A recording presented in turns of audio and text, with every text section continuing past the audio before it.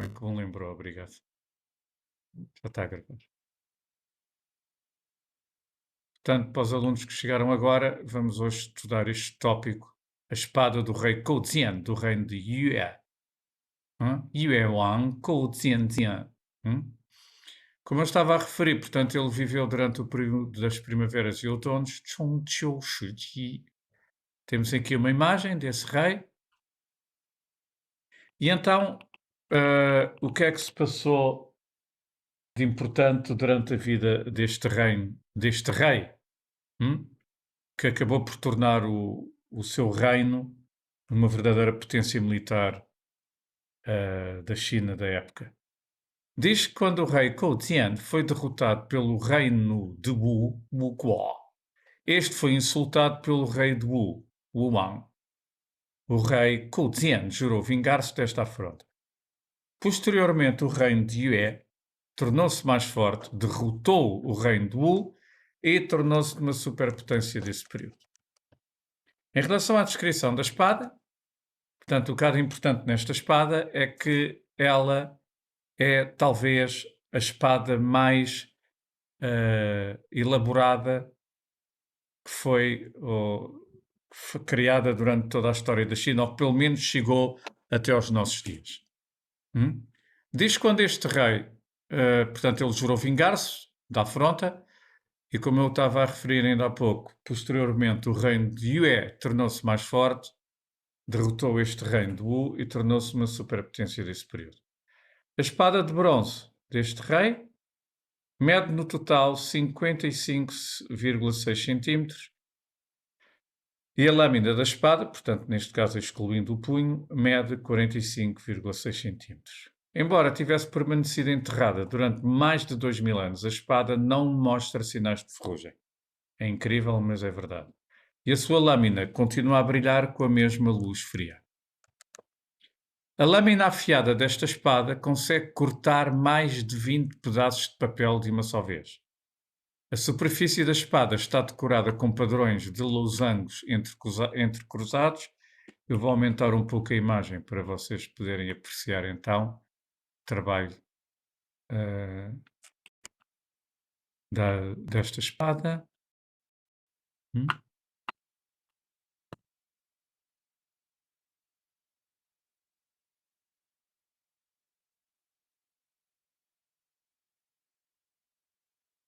O punho da espada está envolvido em fio de seda e embutido num lado com esmalte azul e no outro com esmalte de cor turquesa. Portanto, temos aqui um detalhe do punho da espada, para vocês poderem então ver a turquesa e o esmalte que estão embutidos nesse mesmo punho. A pesquisa levada a cabo pelos especialistas leva-nos a crer que os artesãos da China deste período já tinham dominado um nível elevadíssimo da tecnologia da fundição de espadas, o que teve um enorme significado para a história da ciência e da tecnologia.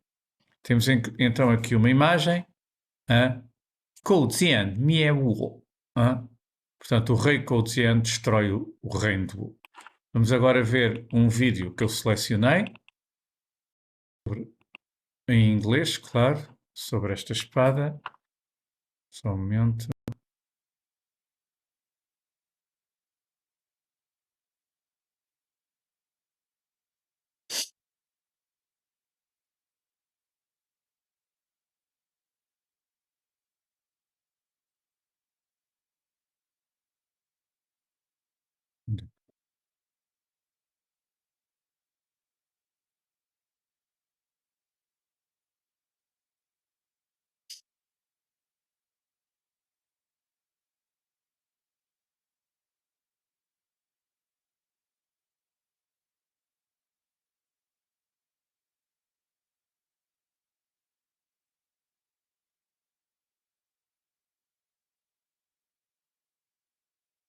Vamos então ver este vídeo sobre a espada do rei Kouzian. Vou só aumentar o som para vocês poderem ouvir melhor.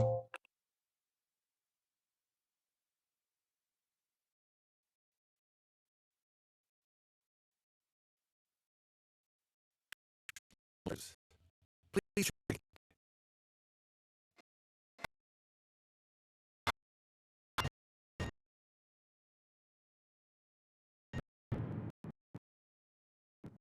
胜者为王. O vencedor é o rei.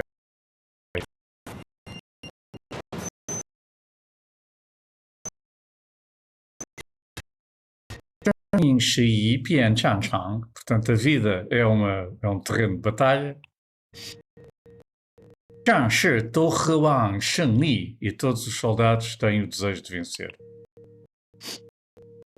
因为失败的代价, porque o preço da derrota é insuportável. 难以忍受, ser insuportável. 难以忍受.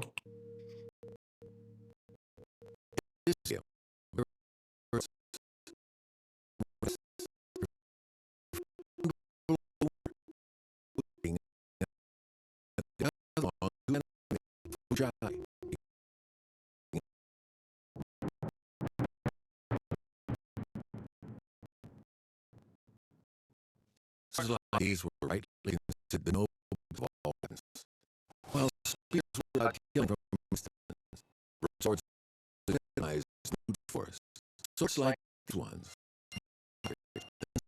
To deal with one of these, you have to bide your time for the moment to strike within striking range of the adversary. In other words, the swordsman was someone who could magic. He was no bully, doing what he could.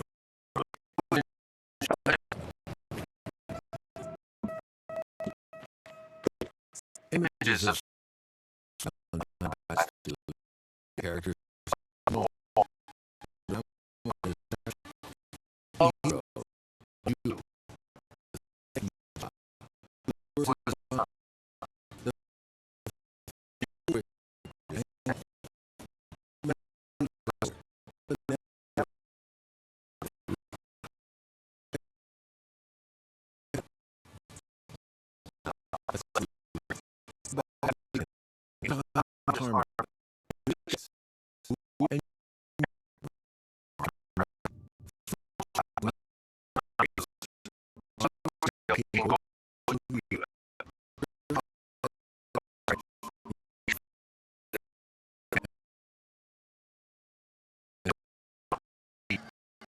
Portanto, esta pronúncia americana é sempre a mesma coisa, desculpem lá. Eu só queria interromper para, não sei se repararam, mas o rei Kouzian, do reino de Yue, tinha morto o pai do rei Fuchai, que era o rei do reino de Wu, ok?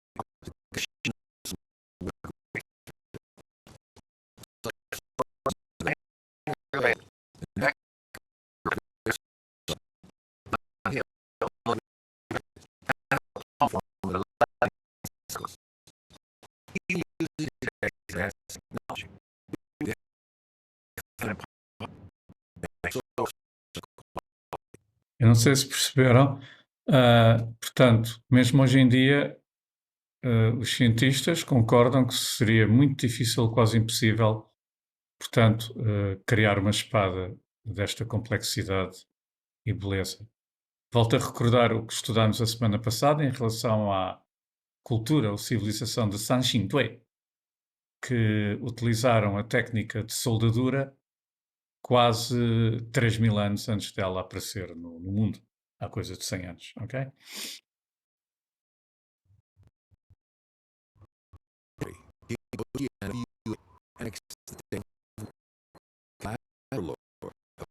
period.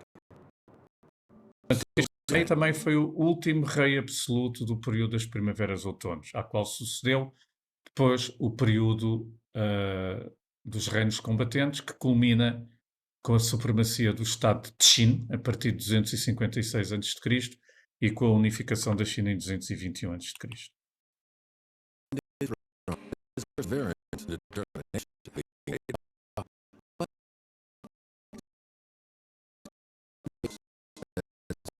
he isn't convenient. In his means, the other restless. Nelson stayed that did gain power must it maintain.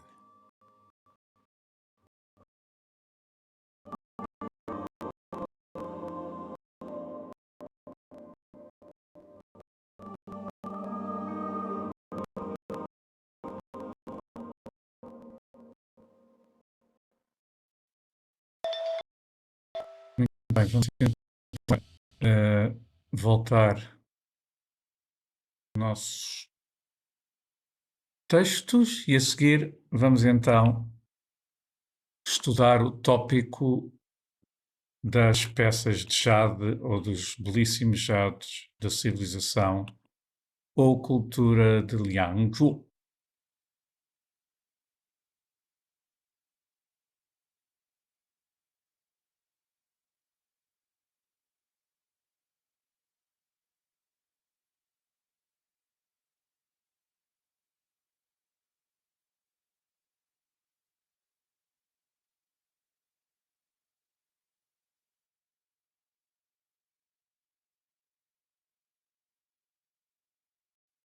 Portanto, o jade da cultura neolítica Liangzhu, Meiyu. Como vocês sabem, o jade é, por assim dizer, a pedra preciosa por excelência da China. Portanto, sempre foi estimado e valorizado de forma bastante elevada pelo povo chinês e, como diz um velho ditado da China, Qin Yang You Jia, Yu Wu Jia. Ou seja, o ouro tem um valor, mas o jade tem um valor inestimável. Que é a mesma coisa que dizer, traduzindo diretamente deste ditado, o ouro pode ter valor, mas o jade não tem valor, não, é inestimável. Yin Jing You Jia, Yu Wu Jia. Eu selecionei logo esta imagem que representa um dos dois objetos que melhor caracterizam não só a arte, mas também o ritual que está associado às peças de jade desta cultura ou desta civilização, que são os Tsong e os Pi. Este é um Tsong, representa a Terra e o poder divino na Terra, e os Pi circulares, em forma, anéis circulares, representam o céu e a adoração do céu, do divino. Depois temos aqui um mapa com a localização da cultura de Liangzhu, na China. A cultura ou civilização de Liangzhu, Liangzhu Wenhua, existiu entre 3300 a.C. e 2300 a.C. Foi a última cultura de jade do Neolítico da China, localizada no delta do rio Yangtze, e foi também um dos dois principais centros produtores de jade durante o período tardio do Neolítico da China. As peças de jade desenterradas na região de Liangzhu, porque Liangzhu é o nome da região onde prosperou, onde nasceu, floresceu e prosperou esta civilização ou cultura, são bem conhecidas em todo o mundo devido ao material único utilizado, modelo e estilo, decoração em talha, ou seja, gravação, técnicas de trabalho e as características culturais distintas. Muitas das peças de jade provenientes de Liangzhu foram escavadas nas províncias do Zhejiang, Jiangsu e também na região de Shanghai. Esta imagem que eu agora estou a apontar com o cursor é um tsong, embora mais, digamos, pequeno, ou seja, com uma altura menor que o primeiro tsong, não deixa de ser um tsong. Quando vocês virem a imagem do pi, vão perceber então que é uma peça mais circular. Os principais locais culturais desta civilização ou cultura são Zhaoxieshan, Situn, Zhanglingshan, Huatian, Fuquanshan e Fangshan, entre outros. De acordo com a classificação científica, muitos dos trabalhos de jade de Liangzhu foram feitos com jade nefrita local dessa região, que é um tipo de jade mais forte e que apresenta colorações mais variadas, que vão daquela cor típica do jade, de um verde já muito escuro, até ao castanho esverdeado. Portanto, vamos passar para a próxima página. São identificadas pelo trabalho refinado que as caracteriza, nomeadamente no que se refere à harmoniosa decoração em talha e em forma de gravação. A seguir, temos aqui um pormenor de uma dessas gravações, portanto em relevo, de uma divindade montada num ser mítico, com um ar feroz. À esquerda é como ela se apresenta no vaso onde foi gravada, e à direita é o desenho que se fez para se perceber melhor a imagem. Portanto, o padrão mais místico e misterioso é o da estatueta de um deus em relevo. Com uma cara feroz, usa uma luxuosa coroa de penas, que se vê aqui melhor então, que se vê melhor na imagem da direita, que é uma reprodução da figura que está gravada no objeto de jade, correto? Portanto, tem uma luxuosa coroa de penas, tem os braços na cintura, numa atitude desafiadora, e está montado num ser mítico, com um ar feroz. Um animal, neste caso. Não sei se reparam, aqui são as patas, com as garras, a boca e os olhos. Pensa-se que este animal poderá estar relacionado depois com as figuras zoomórficas dos bronzes dos Shang, dos Zhou, os Taotie, que se associam ao tigre.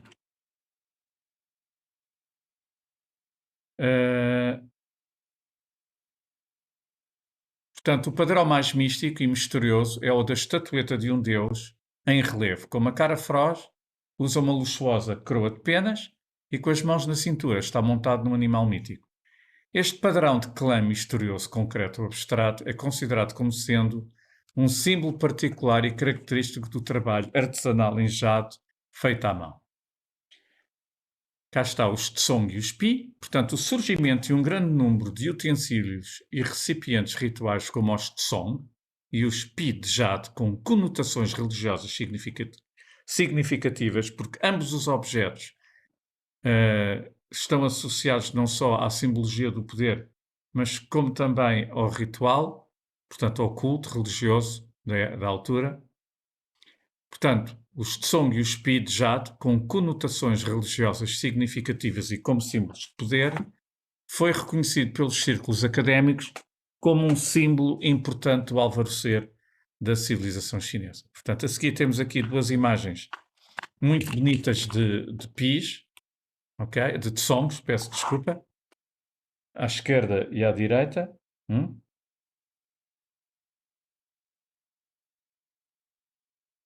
Portanto, volto a relembrar, estas peças são feitas em jade. São feitas em jade e apresentam várias colorações. São muito bonitos, como vocês podem ver. Os tsong de jade, Yu Tsong, são os objetos de jade mais representativos do período neolítico da China. São facilmente identificáveis pelo seu formato único em forma de um tubo quadrado oblongo com um orifício redondo que simbolizam a Terra e o poder divino supremo. Ok? Eu vou passar novamente para cima para estas imagens maiores. Portanto, como podem ver, tem esta estrutura que culmina então neste orifício. redondo, que simbolizam, portanto, a Terra e o poder divino. São quadrados na sua estrutura base, não obstante terem uma forma linear, no entanto, são quadráticos, vistos de cima, existindo no meio, portanto, o tal orifício que percorre todo o objeto, portanto, ele é oco e por essa razão representa a Terra. Depois cá temos então um π, que é os tais objetos circulares em forma de anel. Portanto, os π de jade e o π são um tipo de, de anéis circulares utilizados para adorar o céu. E por isso a sua forma circular era também um símbolo da fortuna durante o período da cultura de Liangzhu. Agora uma descrição da cerâmica deste período. A cerâmica de Liangzhu, de cor preta e polida, revela já um nível de qualidade bastante elevado. Os artesãos deste povo não só produziram, portanto, cerâmica sofisticada, como também é um início pela primeira vez na China à produção de peças de jade gravadas em duas formas distintas, que serão até aos nossos dias a referida representação. Desculpem. A referida representação. Desculpem lá, deem-me licença, com licença.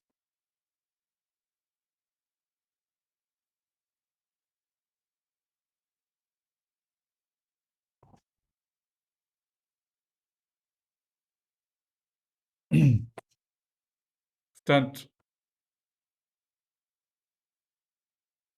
que serão até aos nossos dias a referida representação simbólica e cultural por excelência do céu e da terra na China. Portanto, peças redondas, neste caso circulares em forma de anel ou pi, que simbolizam o céu, e peças quadradas ou tsong, que simbolizam a terra. Ok? Simbolizam a terra. Temos então aqui mais um exemplar de peça redonda pi, de jade, que simboliza o céu e a sua adoração, e temos aqui uma imagem mais distinta da estrutura do Untsong. Como estão a ver, ele tem uma forma quadrática e termina no ponto mais alto num orifício circular que torna a peça oca, porque se estende até à base da peça. Portanto, exemplar de peça quadrada de Tsong, de jade, que simboliza a Terra e o poder divino supremo. Portanto, está aqui a raiz daquilo que foi a adoração do céu e da terra na China. Como vocês sabem, em Pequim existem 4 templos. Templos esses que representavam, até ao final da dinastia Qing, em 1911, centros de adoração da Lua, do Sol, da Terra e do Céu, sendo os dois principais o Templo da Terra e o Templo do Céu. Portanto, na base estão estes objetos e o culto religioso associados não só à adoração da Terra como símbolo do poder divino supremo, mas também dos pi circulares que simbolizavam o céu e a adoração do céu. Portanto, podemos afirmar com segurança que foi o povo de Liangzhu, desta civilização neolítica, que lançou as bases daquilo que seria ritual e espiritualidade na China antiga, que se refletiu até aos nossos dias. A presença de inúmeros artefatos de jade nos locais associados ao povo de Liangzhu, habitualmente utilizados com funções cerimoniais, sugerem uma sociedade animada pelo sagrado.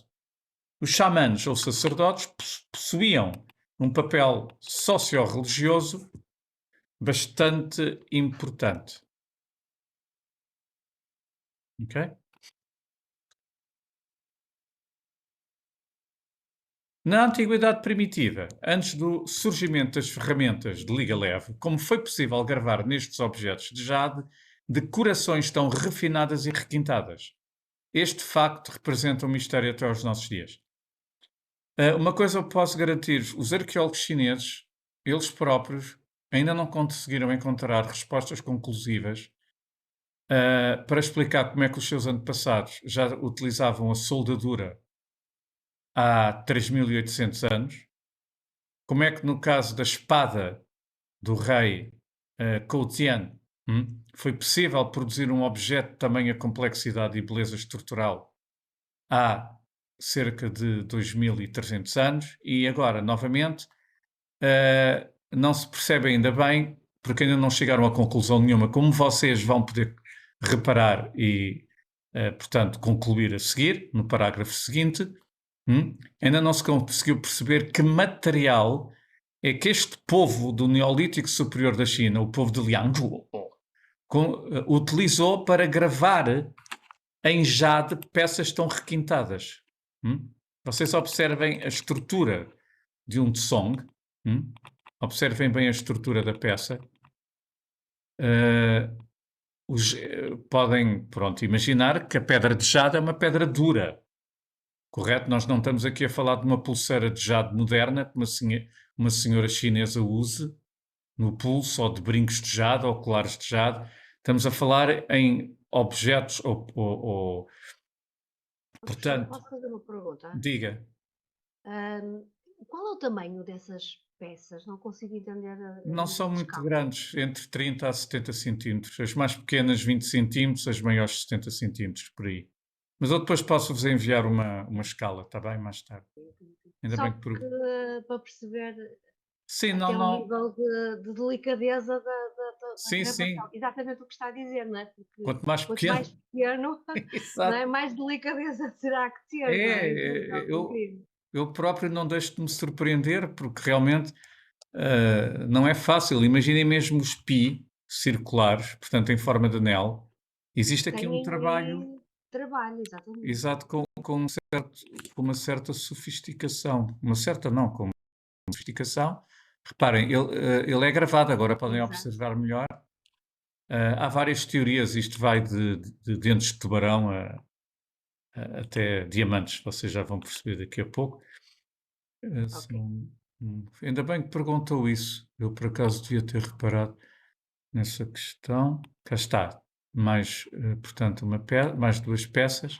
São muito bonitas. Eu, pessoalmente, acho Exato. que, pronto, nós temos que pensar que isto foi criado há 5.000 anos. Não é brincadeira, não é? Os egípcios e os sumérios também produziam coisas belíssimas no mesmo período. Especialmente esta peça que representa a tal divindade, o tal Deus montado num animal feroz, ele próprio com um ar feroz. A seguir, portanto, vamos agora então ler as diferentes teorias que existem. Alguns estudiosos e investigadores pensam que a decoração destes objetos de jade foi gravada com dentes de tubarão, enquanto que outros estudiosos estimam que a ágata e a pedra de cristal, entre outras, foram utilizadas para confeccionar as ferramentas para esculpir estes objetos de jade. Entretanto, os arqueólogos japoneses são sempre muito mais minuciosos que os outros todos, creem que os instrumentos utilizados foram o diamante. Enfim, se estivéssemos no México, no seio das civilizações mesoamericanas, podíamos inclusive sugerir a obsidiana, que era aquela lâmina que eles utilizavam nas suas armas, que é pedra vitrificada resultante do arrefecimento das erupções vulcânicas. A obsidiana, crê-se que corta, aliás, no tempo em que os espanhóis contataram os astecas, hoje em dia já não se consegue produzir dessa forma, as espadas atingiam portanto, um poder de corte de tal maneira que pensa-se que seria superior ao poder do corte do diamante hoje em dia. De qualquer das maneiras, por enquanto não temos qualquer ideia de qual é a situação real no que se refere à questão de que tipo de instrumentos terão sido utilizados para gravar os objetos de jade da cultura de Liangzhu. Os chineses têm muito orgulho nestas peças porque foram criadas durante um período dito primitivo da história do homem, mas pronto, não é. O Neolítico Superior já é um período de transição para as grandes civilizações do mundo. Portanto, esta peça tem aqui novamente uma divindade representada com o tal toucado de penas. Portanto, pensa-se que este povo, eles seriam muito parecidos com os Mississippianos que depois criaram aquela civilização de Cahokia, no século IX, quase 500 anos antes dos europeus lá chegarem, e depois quando nós lá chegámos, ela já tinha desaparecido. Portanto, pensa-se que eles, se calhar, usavam o mesmo tipo de toucados de penas. No entanto, podemos ter a certeza que os objetos de jade da cultura de Liangzhu possuem uma relação íntima com a tradição histórica e cultural da nação chinesa, pela razão que foi referida há pouco, que os Tsong simbolizam o céu e o poder divino na Terra, peço desculpa, a Terra e o poder divino, e os Pi representam o céu e também a adoração do divino. Tsong, Pi.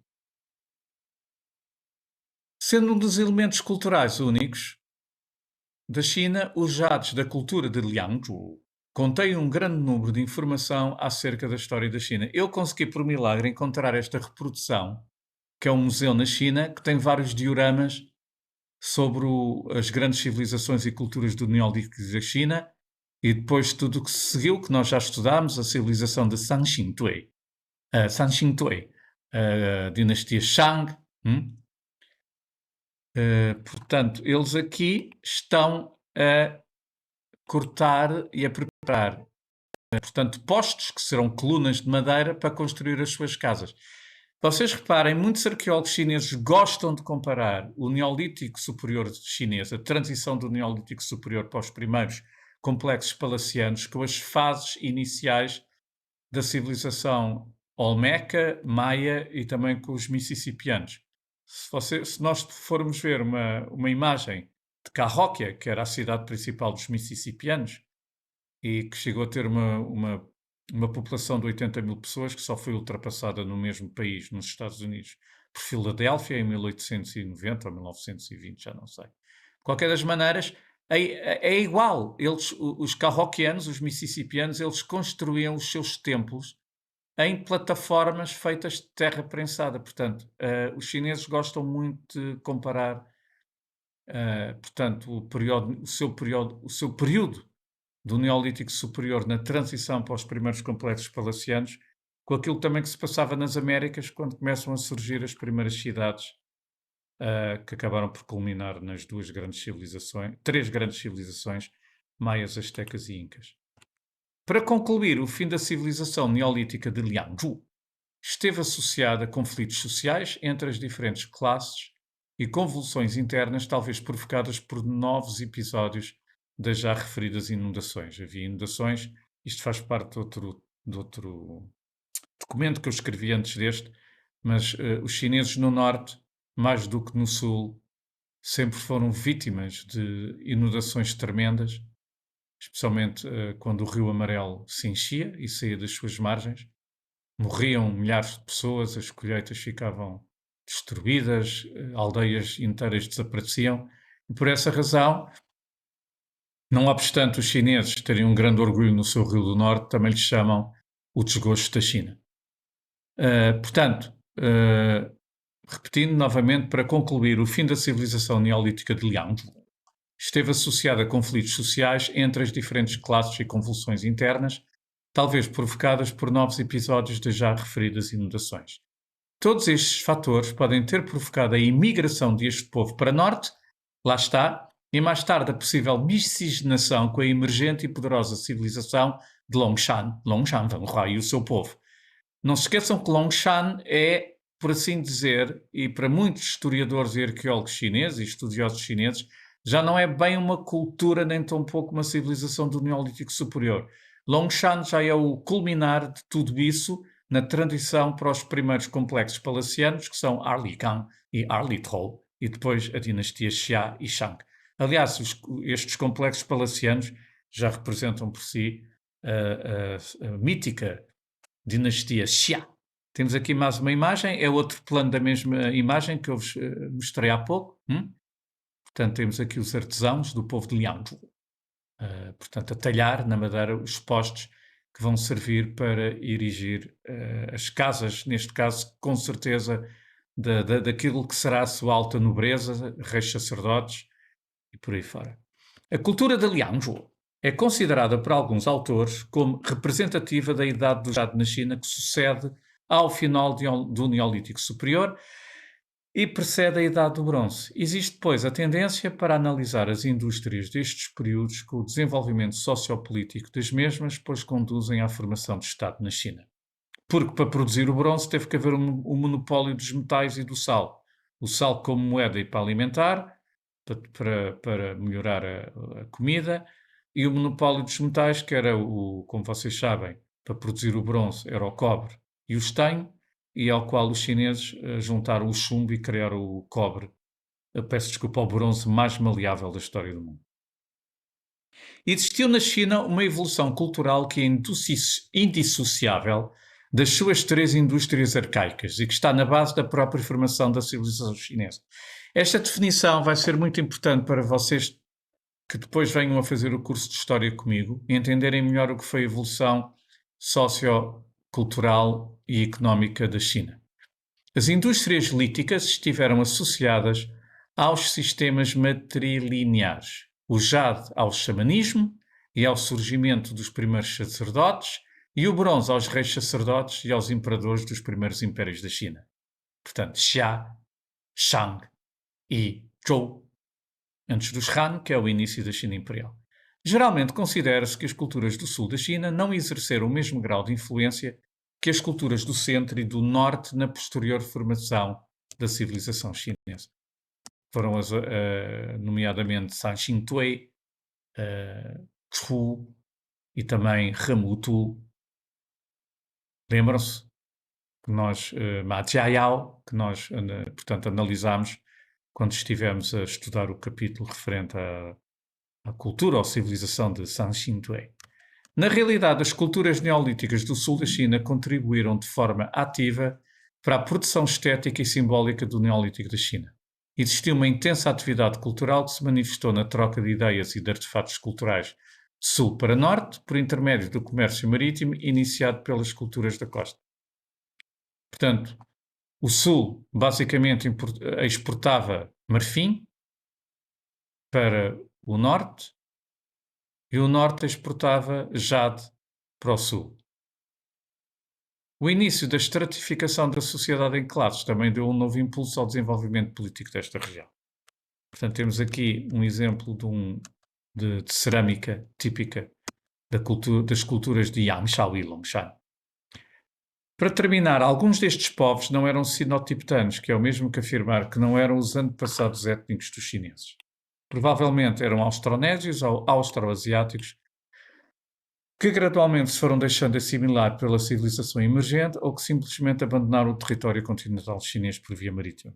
Eu volto a repetir que quando uma das vezes estive na China, há muitos anos, na Academia de Ciências Sociais da China, alguns professores chineses, a quem eu fiz essa pergunta, disseram que realmente há um arqueólogo chinês que já faleceu, que teimava e afirmava a pé juntos que estes povos, não só o povo de Liangzhu, como o povo de San Xingtui e de outras culturas do Neolítico Superior da China, em algum período abandonaram a China, colonizaram aquilo que acabou por hoje em dia ser o Sudeste Asiático e também os arquipélagos da Indonésia e da Micronésia, Macronésia, portanto toda a Australásia em geral, e que também alguns deles chegaram à América e contribuíram para o desenvolvimento das primeiras culturas incipientes que deram origem aos Olmecas, aos Maias e por aí fora.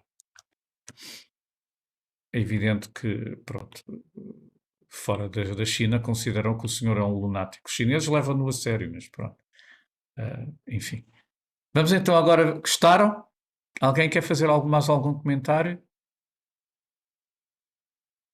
Eu volto a repetir, qualquer tópico sobre a China é um ano inteiro de estudo. Uma pessoa podia ficar um ano inteiro a falar sobre estas culturas do Neolítico, mas pronto, não há tempo. É preciso 2 vidas, 2 ou mais para estudar a China a fundo, como deve ser. Pronto, vou então agora apresentar-vos um vídeo, está bem? Sobre a cultura de Liangzhu. Deixa-me procurar aqui no meu historial. Liangzhu, onde é que está Liangzhu? Cá está. Já vou partilhar convosco, só um momento. Sempre estes anúncios. Deixa passar o anúncio. And welcome back. Sempre estas pronúncias americanas. Pronto.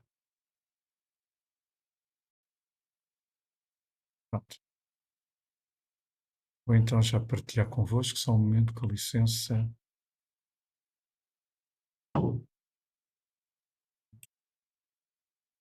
Mas eu só queria pedir que me confirmassem, já estão a ver a imagem, não estão? Do vídeo. Sim, sim. Pronto, eu vou pôr tocar. Esse é o anterior. Não sei. Não, é Liangzhu Jade Song. Ah, perdão. Não, não, não, obrigado, porque é da mesma coleção. Tem razão. Ok. Está aqui com opa, Tesouros Nacionais.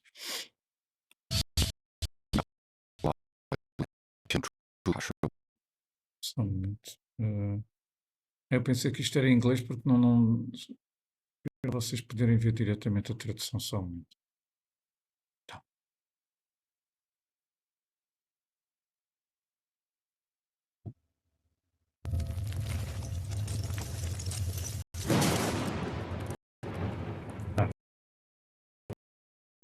Okay. Celestials, 神之尾张。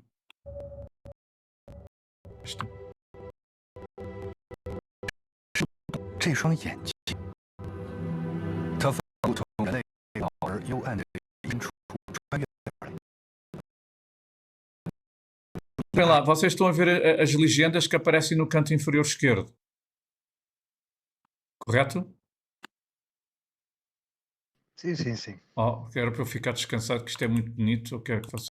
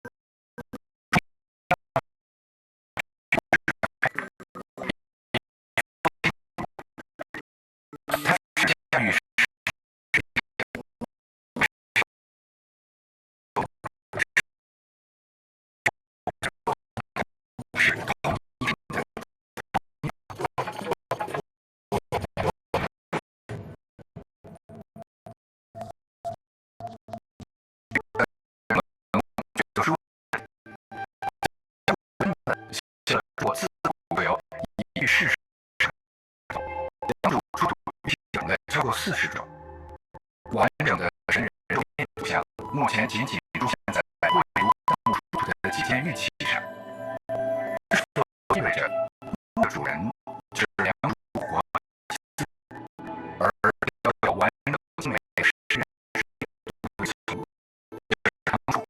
梁祝圣。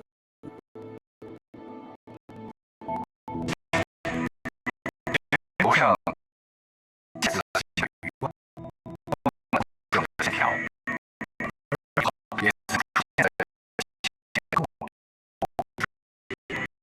这意味着两间在后面。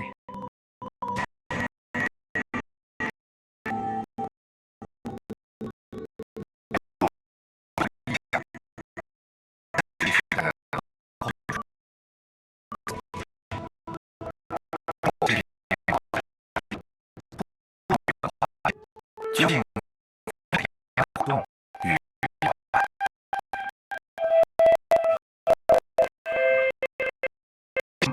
穿越5000年，不是引领我一路向历史。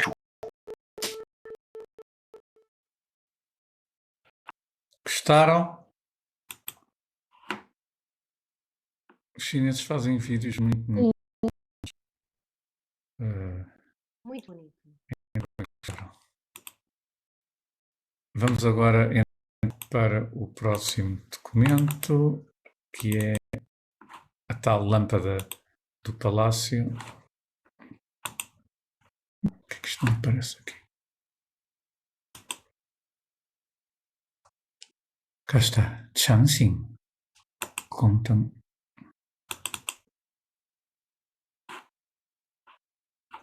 Deixa-me só fazer um novo sharing.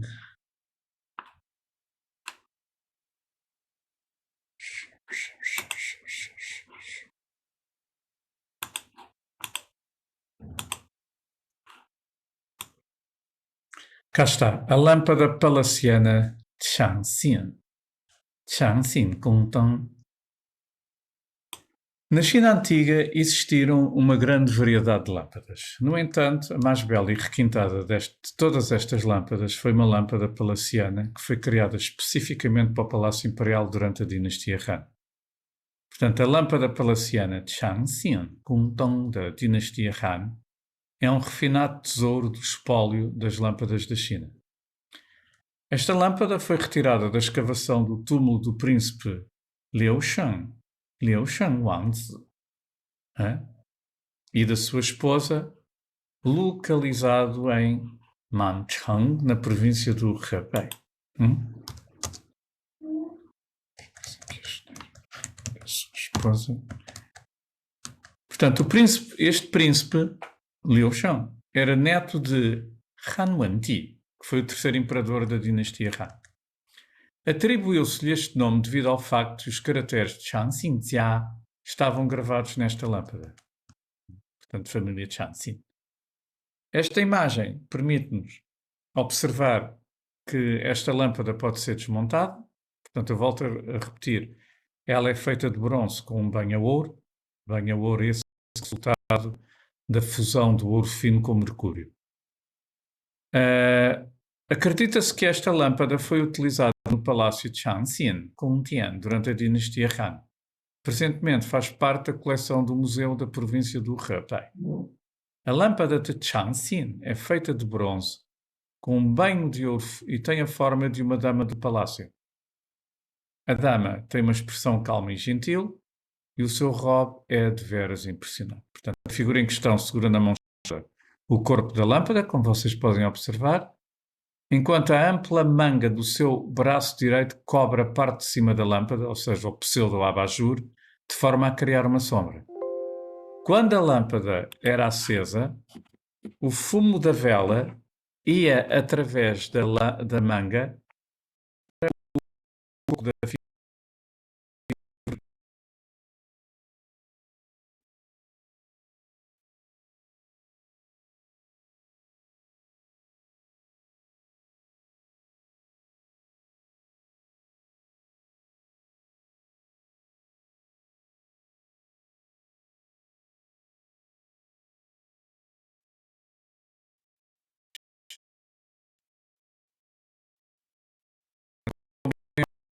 então, o computador bloqueou de repente. Estão-me a ouvir? Pois, não Sim, estávamos, sim. mas agora já Agora já estamos. estamos. Agora já estamos. Pronto. Não estávamos a ouvir.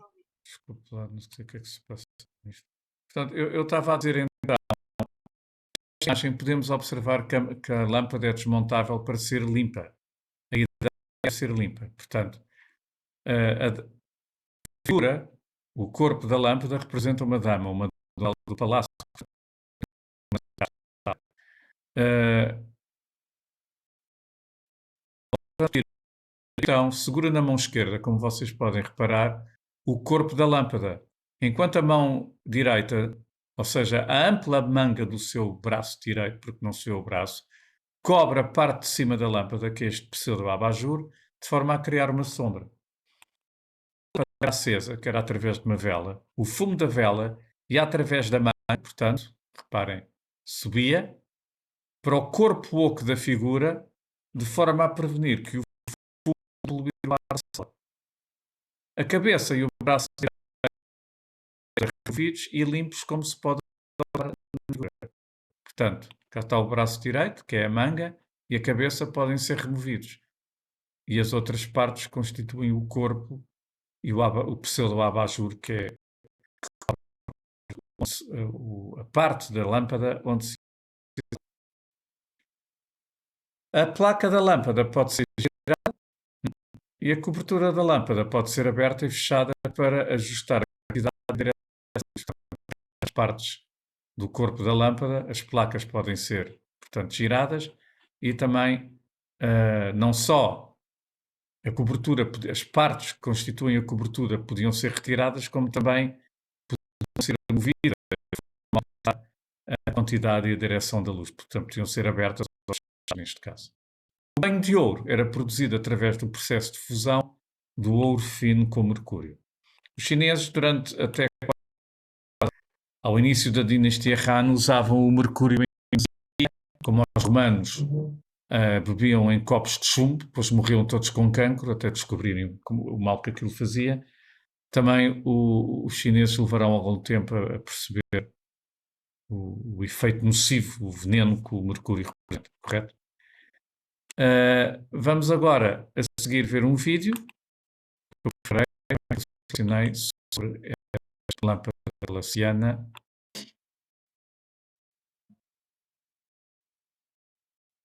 Momento. Portanto,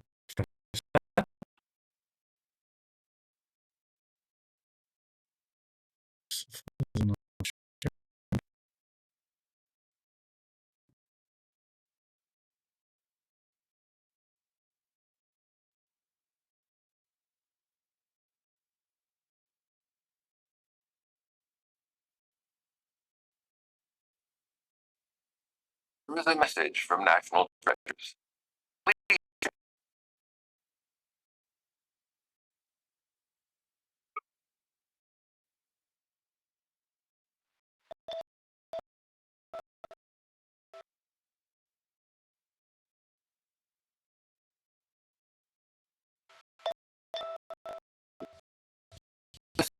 National Treasures.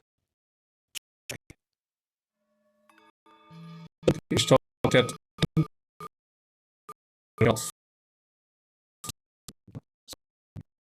Tem à esquerda o radical de fogo, piano, e à direita o som ting, o radical ting, que dá o som, que empresta o som ao caractere, à sílaba, à palavra, tang, tang, lâmpada. Sim, com tang.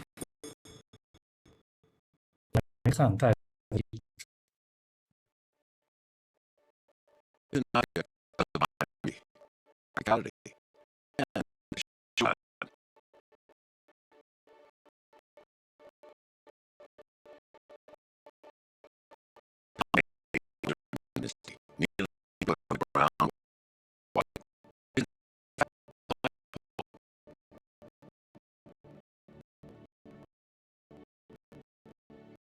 For over 200 years.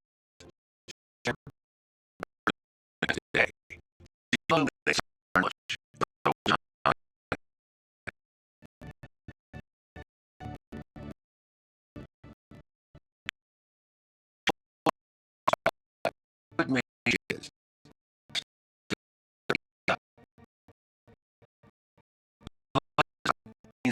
and residue from the candle flame.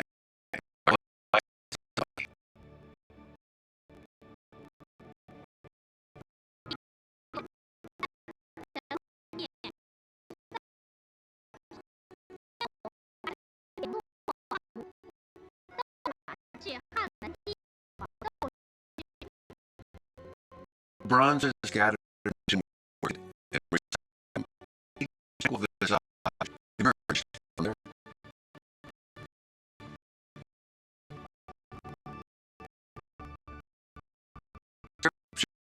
inside.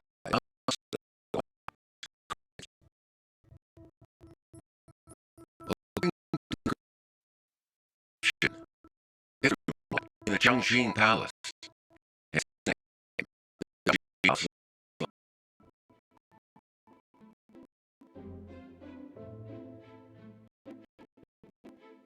These bronze lamps lit the chambers of the weak and privileged. Among all the various designs, the cylinder lamps are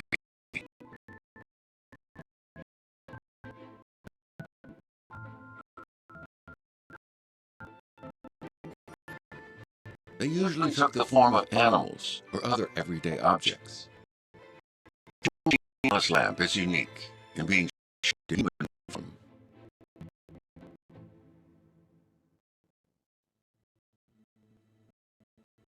even their value. It was an object of great beauty.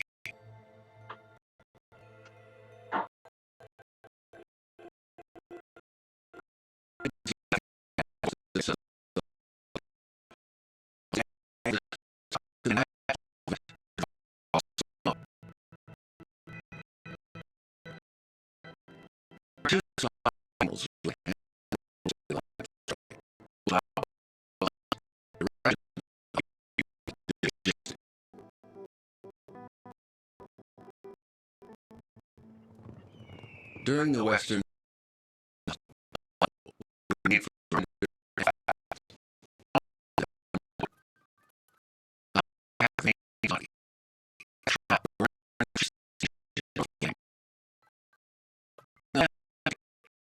draw the air of the smoky residues would stick to the lamp's inner surface. They remain smoke-free.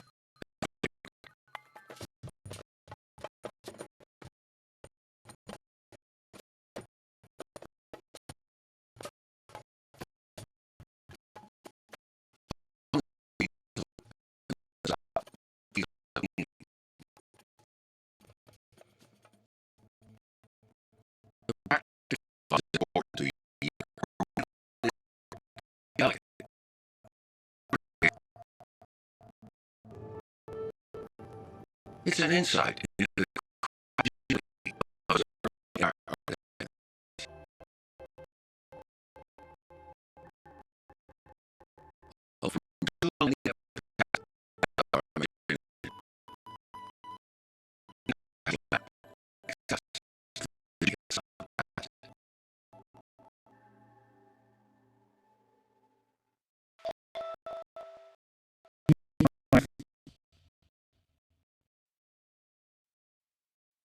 Muito bonito.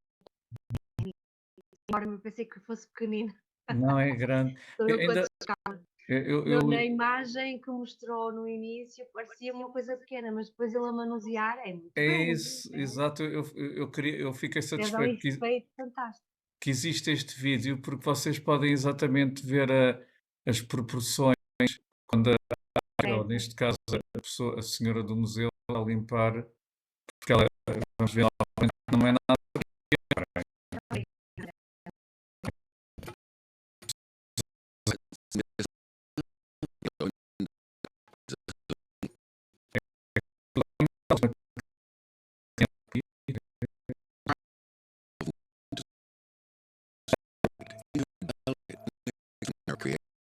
Se vocês perceberam, portanto, as velas, naquela altura eles faziam as velas a partir de um óleo que era produzido por seu turno a partir da gordura das renas, que cheirava muito mal. Por isso é que houve esta preocupação de absorver plenamente o fumo da vela. Pronto, vamos agora continuar e então vamos ver o último capítulo hoje da nossa, da nossa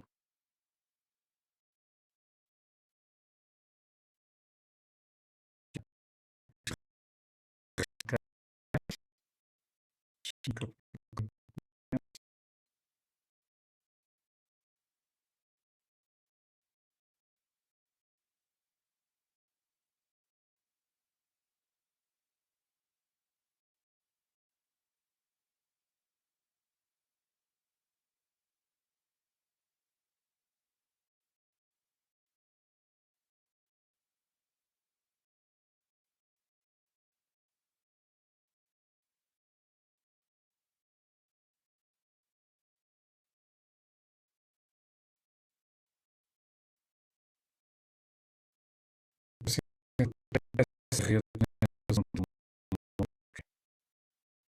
Sim.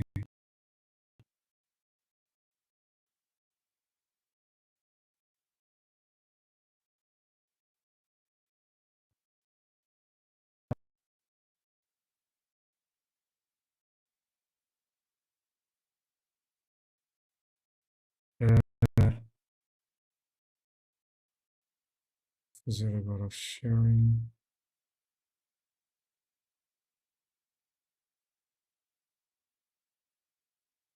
Agora precisava que alguém me dissesse.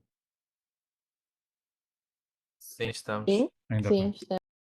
ainda bem. Pronto. Então, os guerreiros e cavalos de terracota do túmulo do primeiro Qin Shi Huang Liang.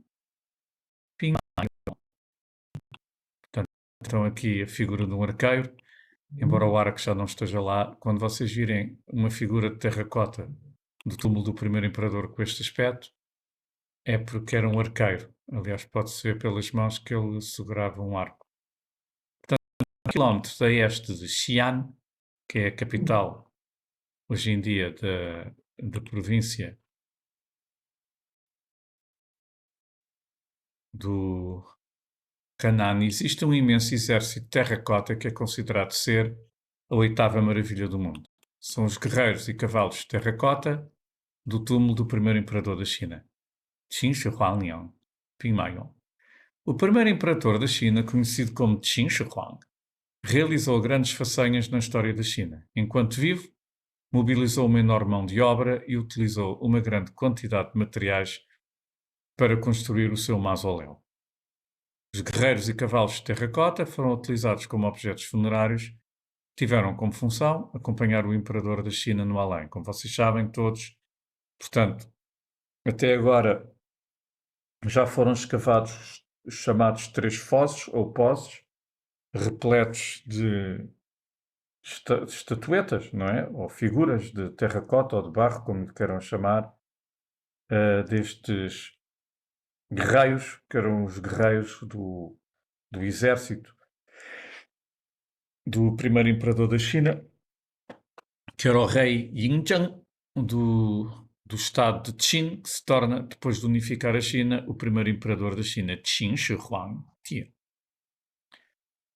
Para além das figuras em terracota, foram também desenterradas dois conjuntos de carruagens puxadas a cavalo, feitas em bronze, extremamente complexas e que têm metade do tamanho daquilo que seria o tamanho real dessas mesmas carruagens. Portanto, os cavalos são as carruagens como o homem, os homens, a estátua dos homens que as conduz.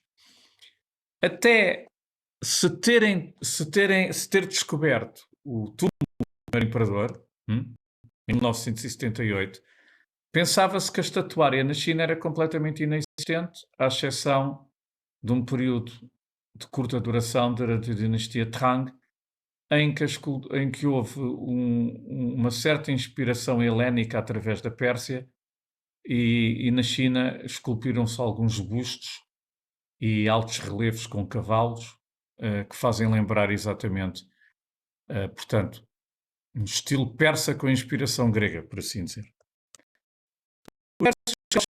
Os foram descobertos em 1974, peço desculpa, foi 74, não foi 78. Os arqueólogos desenterraram até hoje cerca de 8.000 figuras, bastante realistas, de soldados e cavalos de terracota, a partir de 3 fossos que ocupam uma área de cerca de 2 km quadrados. E pensa-se que ainda há mais. Temos aqui então a figura do primeiro imperador, um dos fossos. Portanto, as estátuas que estão agrupadas em formação militar indicam o impressionante poderio dos Qin, Estado de Qin, quando unificaram a China em 221 a.C. Portanto, esta imagem dá-nos uma ideia, então, do trabalho megalómano, do trabalho impressionante que merece que no seu conjunto seja designado como a 8ª maravilha do mundo, porque é. Portanto, os guerreiros têm um ar robusto e são fisicamente bem proporcionados. Em média, cada uma destas figuras humanas mede cerca de 1,80 m de altura. Estão divididos em infantaria, cavalaria, arqueiros e generais, entre outros. Vestidos com armaduras, segurando em armas. Alguns também conduzem cavalos, outros conduzem carruagens. Alguns têm um joelho no chão, esticando os seus arcos para disparar uma flecha, enquanto outros permanecem de pé, olhando em frente. Portanto, quem observou já estas estátuas, portanto, eles estão vestidos com armadura. Muitos deles têm um lenço à volta do pescoço, que era típico dos soldados chineses dessa época e até depois em dinastias posteriores. À semelhança dos legionários e dos centuriões romanos, usavam todos um lenço ao pescoço. Lenço esse que era uma tendência inata, porque servia não só para limpar o suor, como as feridas, como o sangue, ou simplesmente como adorno. Nesta figura podemos observar, portanto, guerreiros em pé. Muitos deles já não têm as armas, é pena, porque seriam lanças, guns, que é aquela arma que é uma composição de lança com machado, portanto matava-se o inimigo e cortava-se logo a cabeça, portanto era 2 num só. E os cavalos também. Portanto, isto é no museu e temos, portanto, as reproduções do que seriam as fisionomias destes eu não sei se é verdade, acho que sim, que dizem que nenhuma das figuras tem traços iguais. Cada figura tem fisionomias diferentes. Tem uma fisionomia diferente. Agora, não se pode concluir que elas tenham sido inspiradas na fisionomia dos guerreiros ou dos soldados da altura que compunham o exército do Estado de Qin. Nunca ninguém poderá saber, correto? Portanto, cada um dos cavalos de terracota tem 1,5 m de altura e 2 metros de comprimento. Portanto, é quase o tamanho real de um cavalo chinês da época, porque nessa altura os chineses ainda não tinham começado a comprar cavalos à Pérsia, que eram os cavalos que os chineses desejavam, correto? Porque eram maiores, mais fortes. Chamavam de Longma, cavalos de dragão, ou Tianma, cavalos do céu. Porque, como vocês sabem, os cavalos da Mongólia e da China são muito pequenos, correto? Fazem lembrar os nossos garranos do Jerez. Portanto, todos eles parecem robustos, belos e alertas, como se estivessem prontos para entrar no campo de batalha. Temos aqui então uma figura, uma imagem a representar uma das tais um dos tais conjuntos, 2 conjuntos de carruagens que foram desenterrados, é em bronze, não são em terracota, são em bronze. Portanto, não muito longe do mausoléu de Qin Shi Huang, foram encontrados 2 conjuntos de carruagens puxadas a cavalo em bronze. Em cada carruagem está sentado um homem, como vocês podem observar, que conduz uma carruagem puxada por 4 cavalos. O tamanho das carruagens e dos cavalos de bronze é metade do tamanho das carruagens e cavalos reais, o que nos faz um trabalho fantástico, correto? Portanto, eu posso dizer-vos, porque lembro-me de ter visto um homem com uma estatura normal, de pé, o seu ombro dá pelo ombro do homem que está a conduzir a carruagem, se não me engano, ou um pouco abaixo. Em cada carruagem, portanto, está sentado um homem que conduz... cá está, então. Estão a ver? Temos aqui figuras humanas, já me tinha esquecido. Podem, então, ter uma ideia do tamanho da figura. Em cada carruagem está sentado um homem que conduz uma carruagem puxada por 4 cavalos. O tamanho das carruagens e dos cavalos de bronze é metade do tamanho das carruagens e cavalos reais. Estes grandes artefatos de bronze raramente são vistos no resto do mundo. Temos então aqui vários planos, portanto, 3 imagens que apresentam planos diferentes dos guerreiros de terracota. Como podem ver, eles têm mesmo fisionomias distintas. E são também uma ótima fonte documental para se ter uma ideia de qual era a fisionomia deste povo, a forma até como deixavam crescer e aparavam os bigodes, as barbas, etc. Portanto, o povo Chin. Os guerreiros e cavalos de terracota oferecem-nos objetos e fontes materiais para a investigação da história, da vertente militar e a cultura da dinastia Qin, Qin Chao, que é uma dinastia que só dura 15 anos, mas, por assim dizer, não é a mais importante, mas talvez a mais determinante naquilo que permitiu que nascesse ou florescesse ou encontrasse as bases necessárias, os alicerces necessários para se dar início ao período da China Imperial com a dinastia Han, que sucede imediatamente aos Qin. Os Qin governam a China, ao norte da China, entre 221 e 206 a.C. e os Han, portanto, a sua dinastia tem exatamente início no ano do fim da dinastia Qin, 206 a.C. e dura até 220 depois de Cristo, 400 anos. Portanto, os Qin, a unificação da China. Antes de se desintegrar, portanto, isto é um apontamento do Arthur Cottrell, que é, por assim dizer, um dos principais sinólogos do mundo. Ele escreveu um livro que está publicado em Portugal, China, uma história cultural, um livro muito bom, muito, muito completo, que foi publicado pela Gradiva. Portanto, antes de se desintegrar em 3 grandes estados separados em 403 a.C., Qin estava já sob a ameaça de 2 grandes rivais, o país dos Qin, a oeste, portanto, que é o estado natal do primeiro imperador da China, e o dos Zhou, a sul, que eram aquele povo que estava relacionado com a civilização de Sanxingtui. A verdade é que a intensa luta entre estes 2 estados parcialmente sinizados continha em si a força propulsora que esteve na base do movimento, peço desculpa, que haveria de conduzir à unificação imperial. Temos então aqui mais um plano de uma figura de terracota. Portanto, eram excelentes guerreiros, soldados. Nas palavras de Li Xueqiang, historiador chinês da China Antiga, os antepassados dos Qin, embora, se possa considerar que eram tão chineses como os outros chineses do período, se é que se pode falar já de uma raça chinesa ou de um povo chinês, porque ainda não estavam unificados, era uma tribo pertencente ao clã dos Yan, que viviam entre as etnias Rong, das estepes ocidentais, que são antepassados dos tibetanos. Esta introdução vem, de certa forma, ilustrar que os Qin, mesmo passados mais de 2000 anos, continuam a ser considerados uma etnia que, apesar de utilizar o chinês antigo, eles falavam chinês antigo, como a sua língua principal de comunicação, eram vistos como o povo semi-bárbaro que vivia nas fronteiras ocidentais da Federação dos Estados Combatentes dessa época. Na realidade, os Qin eram um povo vassalo dos Zhou, que por volta de 350 a.C., no auge do período dos reinos combatentes, Zhangguo, já estava a atravessar uma fase de grandes transformações políticas e sociais.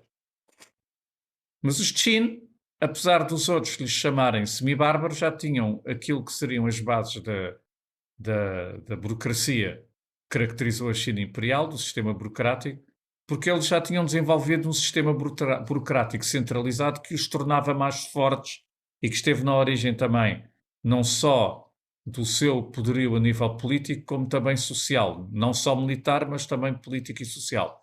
Em contraste com a liderança feudal exercida pelos aristocratas regionais dos outros reinos, e formularam ideias legais que promoviam novas leis e regras que serviram de base ao legalismo. Não sei se se lembram, falámos sobre isto no início do curso, no primeiro semestre, sendo afixadas publicamente nos grandes pilares colocados nos lados dos portões do Palácio Real. O mais provável é que a etnia dos Qin fosse o resultado de um longo processo de interação política e cultural que se desenvolveu a partir da miscigenação e da mistura de várias culturas chinesas e não chinesas, relações estas que eram favorecidas pela própria localização geográfica do território ancestral deste povo. Cá está uma imagem de uma batalha do período dos reinos combatentes. Portanto, isto que eu acabei de referir é uma consequência natural da Europa. Portugal não só foi visitado por todos os povos, grandes povos que precederam a era cristã, fenícios, cartagineses, gregos, romanos, suevos, vândalos, celtas como etnia nativa, romanos e depois os visigodos. Portanto, tudo isso concorreu, e os árabes, claro que é importante, os árabes que viveram cá há 500 anos, tudo isso concorreu para aquilo que hoje em dia são os europeus. E mais a norte ainda havia os germânicos e os nórdicos, e etc. E os russos, os antepassados dos russos, que já tinham um mal feito terrível. Até os vikings tinham medo deles. Portanto, por estas razões,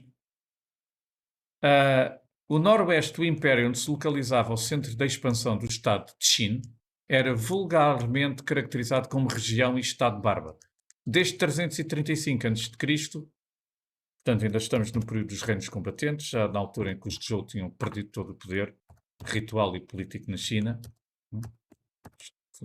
que os Qin tentam eliminar os seus inimigos, mas seria incorreto dizer que os Qin fossem mais ferozes que os seus vizinhos Han.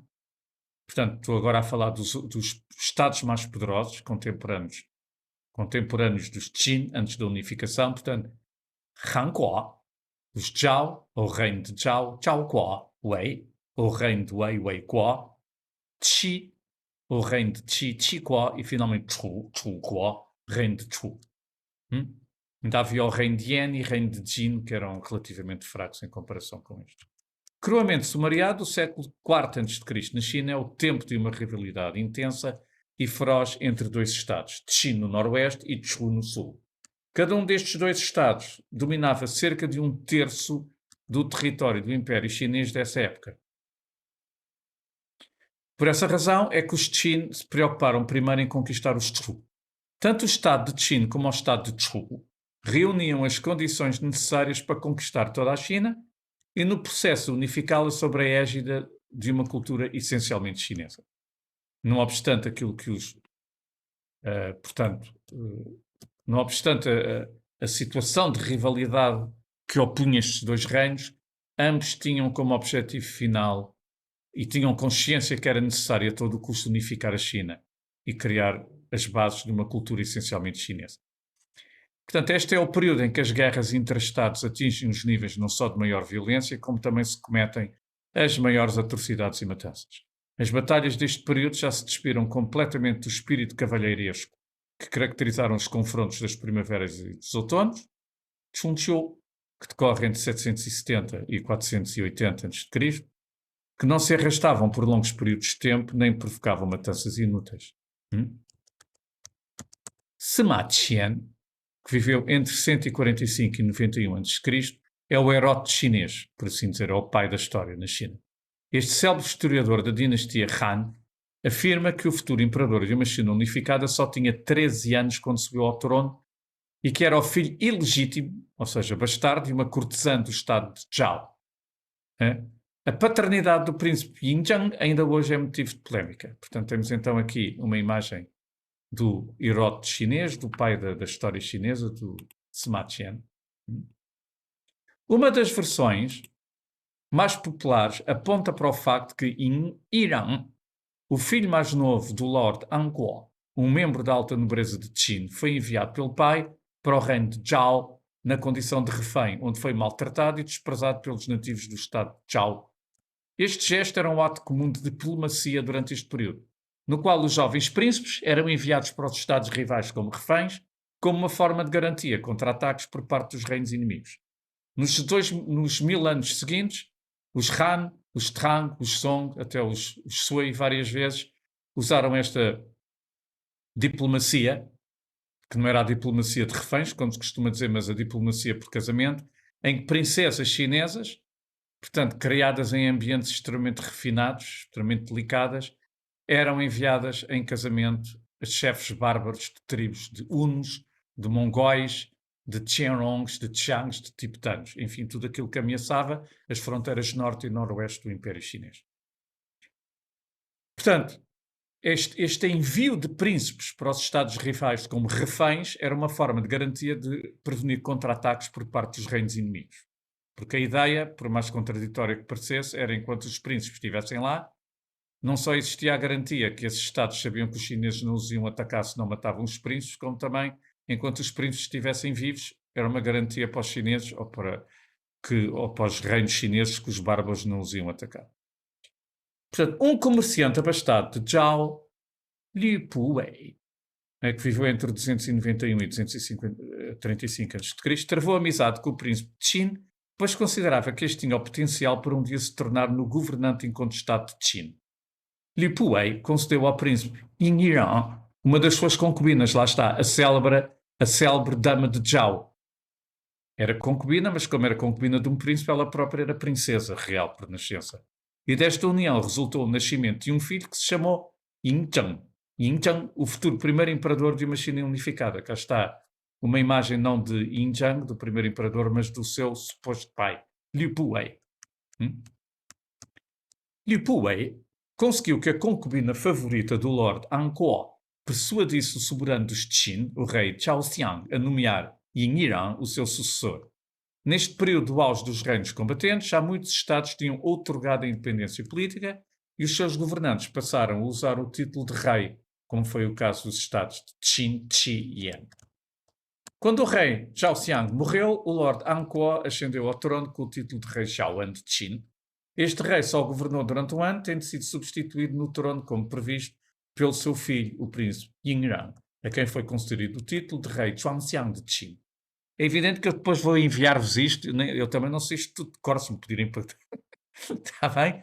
Mas pronto, é engraçado porque nós temos o rei Afonso Henriques e a sua mãe, Dona Teresa Urraca, e os chineses têm, portanto, toda esta trama que envolve a paternidade e o nascimento do seu primeiro imperador. Desta trama digna de uma corte da realeza medieval europeia, resultou a nomeação de Liu Puwei como chanceler de Qin. Volto a relembrar, o Liu Puwei apadrinhou o jovem príncipe Yin Zheng, porque considerava que ele seria um dia o grande líder não só do Estado de Qin, como o unificador da China. E a Yin Zheng foi atribuído o título de príncipe herdeiro de Qin.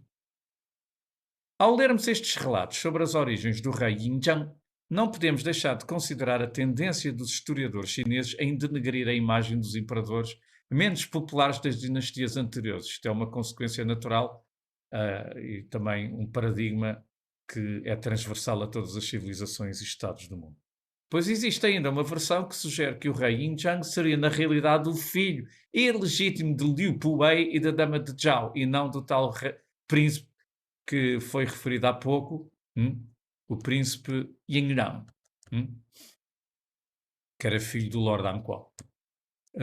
Esta versão aponta para mais um enredo digno de uma tragédia da Grécia clássica, pois foi também levantada a suspeita que Liu Puwei teria sido responsável pela morte do rei Xuanxiang em 247 a.C., aos 35 anos de idade, quando o monarca dos Qin descobriu a relação adúltera entre Liu Puwei e a dama de Zhao. Esta foi a única imagem que eu encontrei da dama de Zhao que eu considerei digna de vos apresentar. A versão que prevalece hoje em dia contradiz estes relatos e Yin Zheng é apresentado como sendo o filho legítimo do rei de Qin e da sua concubina real. Nasceu em 259 a.C., o filho do rei de Qin e de uma concubina. Ao primeiro imperador foi dado o nome Zheng, que significa aprumado e correto. E embora tenha nascido no primeiro mês do calendário anual chinês, um mês que tem o mesmo nome, pode muito bem ter sido chamado pelo nome do mês ou pelo seu significado, ou pelo significado da palavra. Portanto, eu retirei estes elementos de um livro que é considerado talvez o melhor livro que já foi escrito por um historiador estrangeiro, neste caso uma inglesa, que se chama Francis Wood, o primeiro imperador da China. Temos então aqui mais uma imagem do primeiro imperador da China. Deixem-me só procurar aqui uma coisa.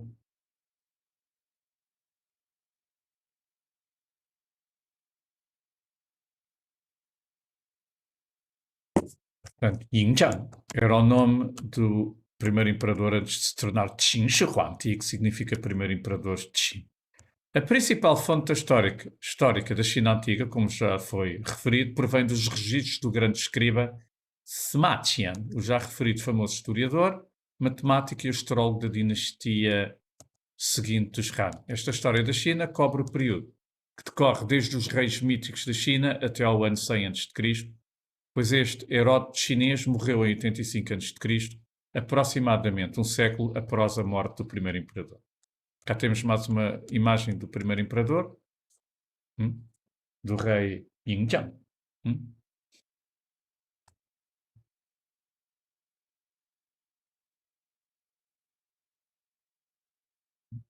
Yingjiang. No entanto, ao analisarmos esta importante fonte documental, temos de levar em conta como uma eventual atitude parcial por parte de Sima Qian. Pois, como já foi referido, a queda de uma dinastia era normalmente vista como algo que era causado pela sua própria corrupção interna e pelo deboche do seu último imperador, o que provocava a ira dos céus e a consequente desaprovação do mandato do céu. Isto aconteceu na transição dos Shang para os Zhao, na transição dos Zhao para o reino de Qin, depois a unificação, depois os Han, depois aos Han sucederam-se os Sui, depois aos Sui os Tang, aos Tang os Song, aos Song os Ming e aos Qing, e por aí fora todos eles acabavam sempre por considerar o último imperador ou os últimos imperadores da dinastia anterior os seres mais perversos e depravados da história da China.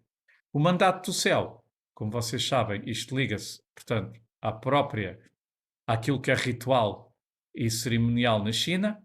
Volta a relembrar-se ainda há pouco a cultura do Jade, Liangzhu, portanto, o tal Pi em forma circular que, portanto, promovia a adoração do céu, era o símbolo da adoração do céu, do divino, e o Tsong, o tal objeto, portanto, quadrático, com um orifício, que representava a Terra e o poder divino na Terra. Portanto, o mandato do céu vem destes dois elementos que se conjugam para representar tudo o que está abaixo do céu e sobre a Terra. O mandato do céu é o mandato que o céu aprova, enquanto o imperador que governa a China for merecedor desse mandato. Por esta razão é fácil percebermos que a nova dinastia adotava imediatamente um comportamento de crítica e uma tendência para denegrir o regime depois. No final, Yingjiang subiu ao trono de Qin em 247 a.C. com o título de rei Yingjiang de Qin. E lá está, Qinguo Yingjiang.